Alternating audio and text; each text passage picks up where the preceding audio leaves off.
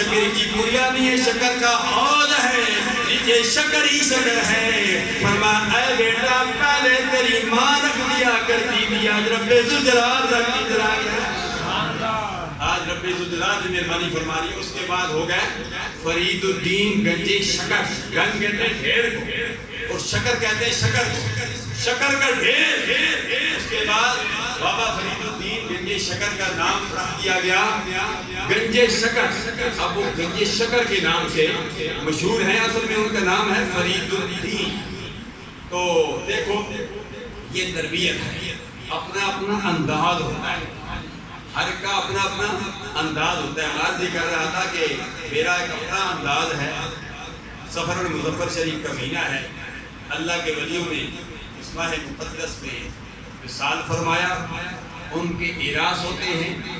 اعراس کرنے کا مقصد و مدعا سرکار کا میلاد منانا ہے، سرکار کی آمد پر خوشیوں کا اظہار کرنا ہے، اور اعراس منا کر اپنے مریدین، اپنے متعلقین، متوسلین کو یہ درس دینا ہے کہ ہم عرس منا کر تمہیں یہ درس دے رہے ہیں کہ اگلا مہینہ میلاد کا آ رہا ہے، اور جس نبی کا میلاد مناتے ہو اس کا میلاد بھی مناؤ اور اس کی تعلیمات پر بھی عمل کرو۔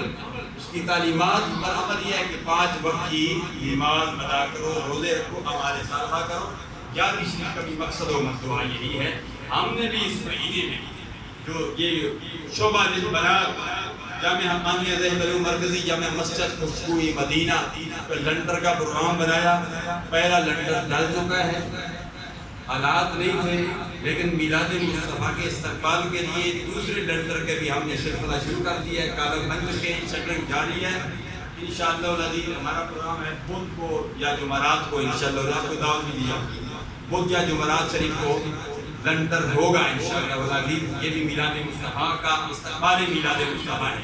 ہم کہتے ہیں میلاد مصطفیٰ کے استقبال کے لیے 15 اکتوبر کو پیر سعد شاہ صاحب برکاتہ العالیہ کا خطاب ہوگا، 36 میلاد مصطفیٰ کا کنفرنس ہوگی۔ ہم یہ چاہتے ہیں کہ اس کا بھی یہ لنٹر کھل بھی جائے، تو اس کے بعد مہینے 2 کے بعد بڑی جاری اسی کے موقع پر ہم شعبہ للبلاغ اسلامی بہنوں کے لیے بھی ہم جمعے کا اہتمام کریں اور بچوں کے پڑھنے کا بھی بندوبست ہو جائے۔ میرا یہ ارادہ ہے، حرکت میں برکت بکرتی ہے۔